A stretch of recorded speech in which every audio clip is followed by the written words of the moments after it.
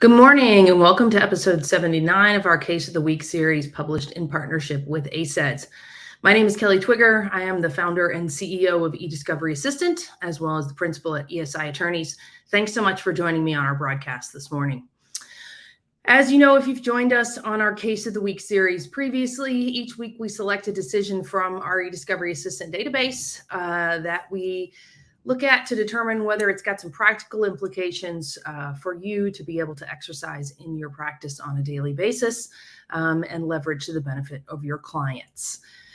As always, the link to the decision that we're going to discuss today is either in the post or in the comments section, depending on which platform you're viewing us on, whether that's LinkedIn, Facebook, YouTube, or Twitter.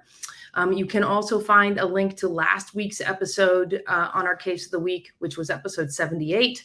That's particularly relevant this week as episode 78 covered the decision on the motion for sanctions that we're discovering today on a motion for costs related to that granting of the motion for sanctions. So you've got that previous decision also in the comment section to the post on your platform. All right, let's dive into this week's decision.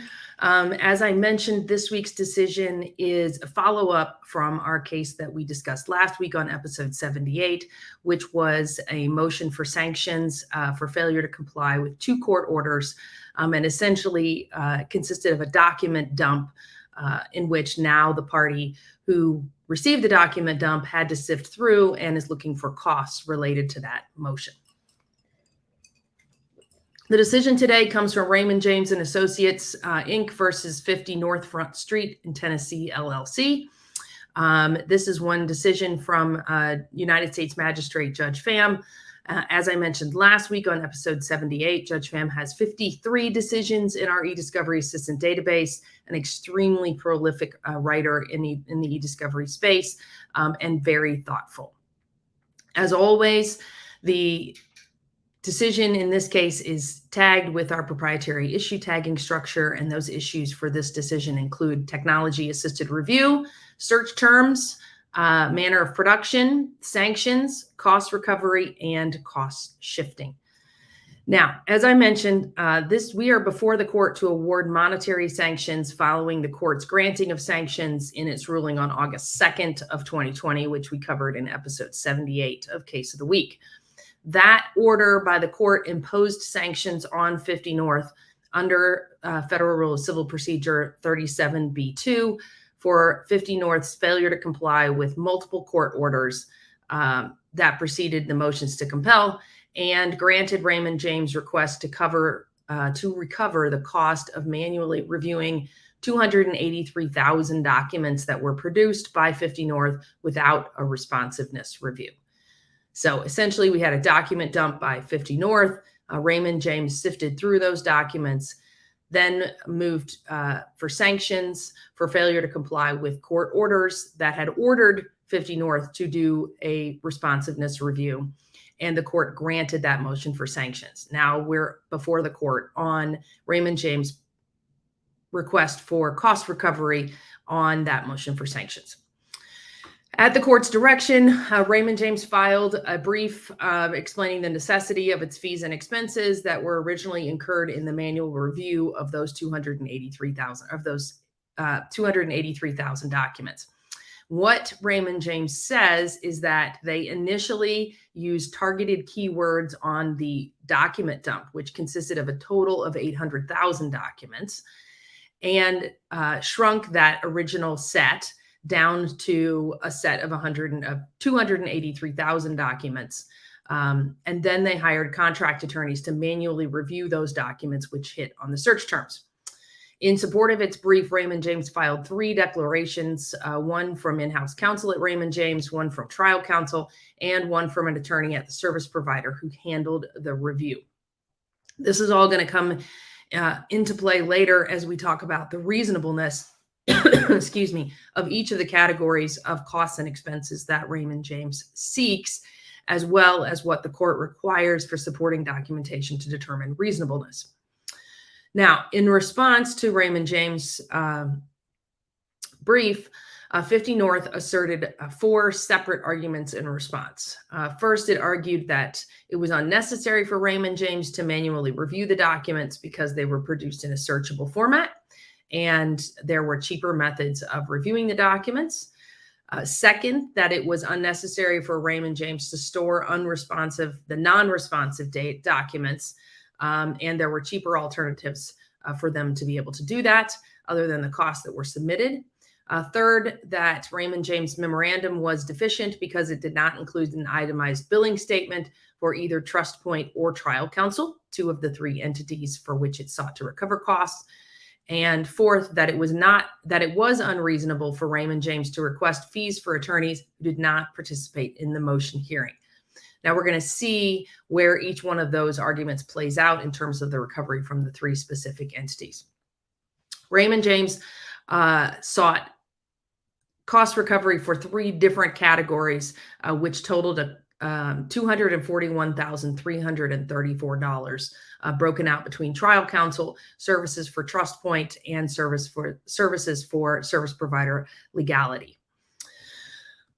In reply to 50 North's response, Raymond James amended its total cost recovery to slightly up it to $242,317 and included the requested itemized billing statements from trust point and trial counsel that 50 North had objected to. 50 North then also argued that there was a lease between the parties that essentially is the subject of the underlying litigation, and that lease contained a fee shifting provision that barred sanctions, as well as arguing that the requested fees were unnecessary and unreasonable. Okay, so that sets the stage for us. Let's talk about what the court's analysis is on this cost issue. The court first looks to Rule 37B2C, which provides that, quote, the court must order the disobedient party, the attorney advising that party, or both to pay the reasonable expenses, including attorney's fees, caused by the failure, unless the failure was substantially justified or other circumstances make an award of expenses unjust. The court notes here that it has already granted the request for fees and the expenses incurred as part of the review in its August 2020 ruling, and the sole issue before this court is whether or not the requested fees are reasonable. Okay, so then the court addresses the standard for awarding attorney's fees, and the court notes that the requesting party must provide detailed time records that allow the court to review that reasonableness of the time spent. The burden is on the party seeking to recover costs, and that burden is satisfied by providing itemized statements that describe the subject matter, attorney, time spent, and the charges for all the work done on the case that are sought to be recovered. Once those itemized expenses are provided to the court then reviews them for any charges that are, quote, excessive, redundant, or otherwise unnecessary, close quote, and removes those from the total. The court also notes here something we mentioned at the start of the case, which is that any sort of conclusory allegations that fees are unreasonable are not going to be sufficient to establish error. And what we'll see here is that conclusory allegations is really all that 50 North offers in response to Raymond James' request for fees. Okay, the court then addresses an argument by 50 North about the lease provision that bars the cost fee shifting for the review of the documents. The lease in question between the parties contains a provision that says the costs of attorney's fees are shifted to the tenant in the event that the tenant fails to pay and the landlord has to hire counsel to enforce the lease obligations. It's a pretty standard clause in a commercial lease agreement. The court looks at the lease provision and says that the fee shifting purports to cover the successful party's costs and expenses, but does not apply to discovery sanctions imposed by the court for that party's litigation misconduct. According to the court, quote, to hold otherwise would effectively immunize a party who ultimately prevails from monetary sanctions due to their own litigation misconduct, close quote. So essentially here, the court refuses to allow 50 North to use a lease provision to get out of its failure to abide by court orders in the litigation. All right, with that argument to the side, the court then addresses the reasonableness of the fees from the three different places that Raymond James sought legality, its service provider who actually did the manual review, trial counsel, as well as TrustPoint, who was responsible for managing the data in its system. Okay, let's start with the reasonableness of legality fees, which totaled $146,273. And after this analysis, the court, in fact, finds that those fees from legality are reasonable and awards them. According to the court, those fees for legality included charges for 17 contract attorneys, ranging in an hourly cost from $55 to $75 an hour. And Raymond James submitted invoices for each of those that reflected the number of hours worked by each attorney, the rate, and a description of each time entry. Based on that information, the court found that those invoices sufficiently described the subject matter, the attorney, the time allotment, and the charge for all work done by legality, and that they were reasonable. Now, 50 North tried to argue here that Raymond James should have used TAR to conduct the review versus manual review, and cited to some precedent. The court then distinguished the case law that 50 North cited and found that, in fact, the more efficient means of sorting through documents is not dispositive of the issue of what fees are reasonable following the motion for sanctions. The court noted that had 50 North raised this issue, prior to the production of documents, that analysis might have been different, but essentially 50 North's argument here is too little too late. According to the court, the issue is not whether Raymond James could have been more efficient in reviewing the documents, but whether the expenses that were actually incurred are reasonable. The court also notes that while the case law has developed to the point that it is now black letter law, that where a producing party wants to utilize TAR for document review, courts will permit it. No court has ordered a party to engage in TAR over the objection of that party, close quote. And that's consistent with what we've discussed here on Case of the Week. If a party producing documents chooses to engage in TAR, they have the right to do that under Rule 34, but the court cannot order them to do so. The court also notes that 50 North was in a far better place to use TAR than Raymond James was when it instead decided to dump documents on Raymond James, and that because it neglected to do so, it could not move forward with this argument regarding TAR.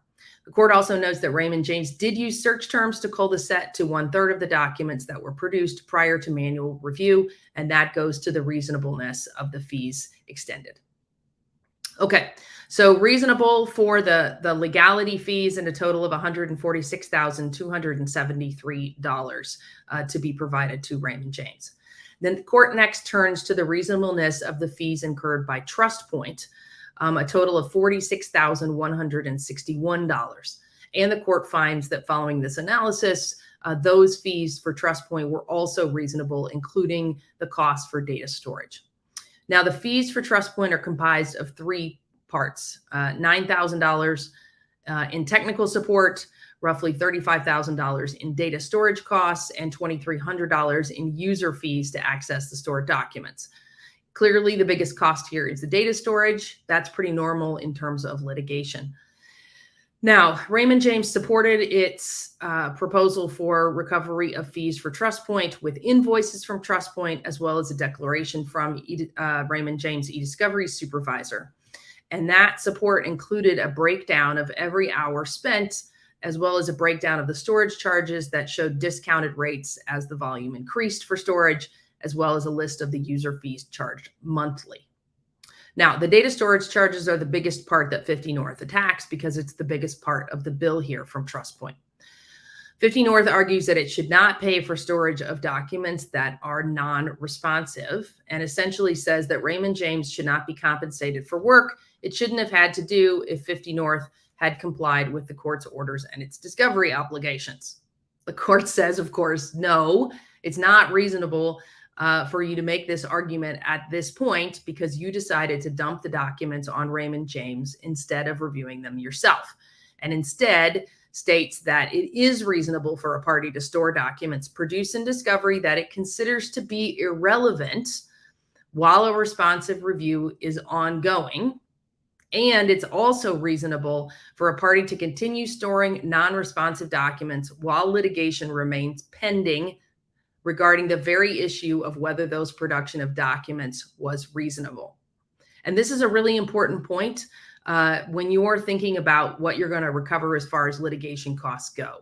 We always have a subset of documents following a review that is non-responsive information. Do we take those down? How do we manage those data storage costs effectively? Well, here the court is saying it's completely reasonable for those data storage costs to remain in active storage while litigation is pending, number one. And number two, especially when there is an issue about whether the review of those documents was reasonable on a cost recovery motion or on a motion for sanctions. So the court rejects any analysis from 50 North and finds that the storage costs, the total of $34,000 in storage costs for Raymond James is reasonable. The court then looks at the technical support and other user login fees by TrustPoint and finds that those are also reasonable based on the submission of invoices that broke down the specifics needed for the court to make that determination. Okay, third subset of charges sought by Raymond James was the attorney's fees itself from Raymond James, which totaled $49,828. The majority of those costs were for overseeing the manual review as well as litigating the two motions for sanctions. And the court finds that those costs are reasonable. In support of its motion for costs on this issue, Raymond James submitted a comprehensive billing statement as an exhibit to the declaration from its lead trial counsel.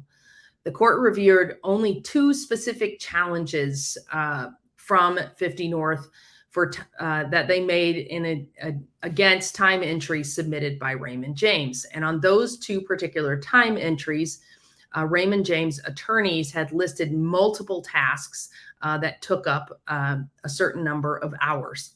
And the court found in reviewing those individual tasks that Raymond James had limited its request for recovery to only the small amount of time on those two time entries that was specifically related to the manual review. So even though there were multiple task entries for a block of hours on a time entry, Raymond James only sought the amount that was required for that manual review. And that's a very important point for you to consider when you're seeking costs and providing these itemized entries. You need to make sure that you're reviewing those bills specifically and looking at where there are multiple time entries and only seeking the amount of costs that are actually incurred with regard to the motion. Based on that review, the court permitted those costs to be recoverable for those two time entries. That's the only specific challenge that 50 North made to Raymond James' petition for costs overall. The court also permitted recovery for fees for multiple counsel who did not participate in the hearings, stating that it's not inherently reasonable to have multiple attorneys on a case, that there was no indication that Raymond James overstaffed the case as to the review of these documents and the motion for sanctions. And the court found that trial counsel was tasked with arguing the motions to compel and for sanctions, all while supervising a manual review of nearly 300,000 documents. Based on that analysis, the court found that the attorney's fees and costs sought in an amount of $49,828 were reasonable and granted the entirety of Raymond James' request for fees totaling $242,262 to be paid by 50 North. Okay, what are our takeaways from this case?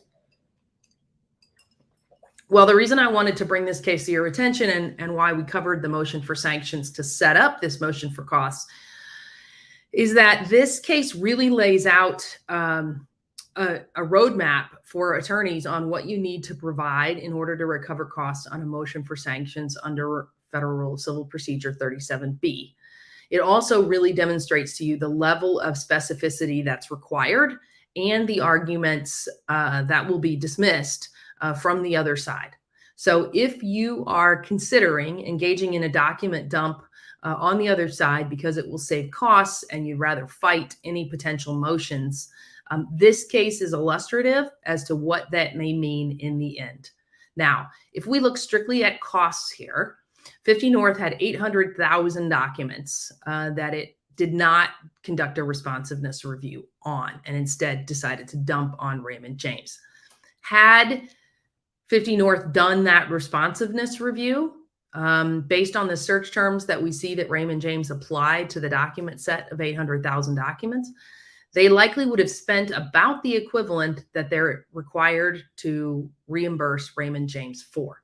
In addition to having to reimburse Raymond James, 50 North has gone through two motions for sanctions and paid the attorney's fees to respond to and argue those motions, as well as the motion for cost recovery. So 3 separate motions, essentially to end up paying Raymond James the same amount of money that it likely would have incurred had it done a responsiveness review initially as ordered by the court.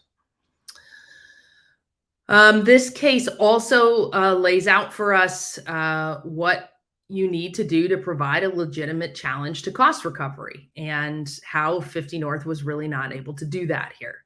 In essence, you'd need to provide specific challenges to entries of time. And you'd have to have expert testimony or other declarations of testimony as to why those costs should not be recoverable. So for example, on the data storage costs, 50 North wanted to argue, or tried to argue, that tiered storage or storage that could have been less expensive than active storage should have been utilized for non-responsive data. But it didn't provide any information to the court on how that could have been achieved, what the difference in cost could have been, or how that practice would have actually been carried out. Likely they would have needed to provide a declaration from a service provider that would have laid out for them what the potential could have been for inactive storage or tiered storage related to those costs, the timing for taking that data down and putting it back up, and the actual cost savings that could have been achieved in order for the court to even consider that argument. 50 North didn't provide that here, and if you want to have success on a challenge to cost recovery for data storage costs, you're going to need to provide a level of specificity that allows the court to consider the argument seriously. Another takeaway here, 50 North really gave up its ability to challenge the reasonableness of the cost by failing to review those documents prior to dumping them on Raymond James. They may have been able to challenge costs had they provided those specific facts to rebut them, but they really only made what the court referred to as conclusory statements with no specific challenges, and that was not sufficient to rebut the reasonableness found by the court. All right, that's our case of the week for this week. Thank you so much for joining me. We'll be back again next week with another decision from our eDiscovery Assistant database. If you're interested in doing a free trial of our case law and resource database, please go to 𝐓𝐞𝐳𝐴ssistant.com and sign up to get started. Thanks so much. Stay safe and healthy out there, and I'll see you next week.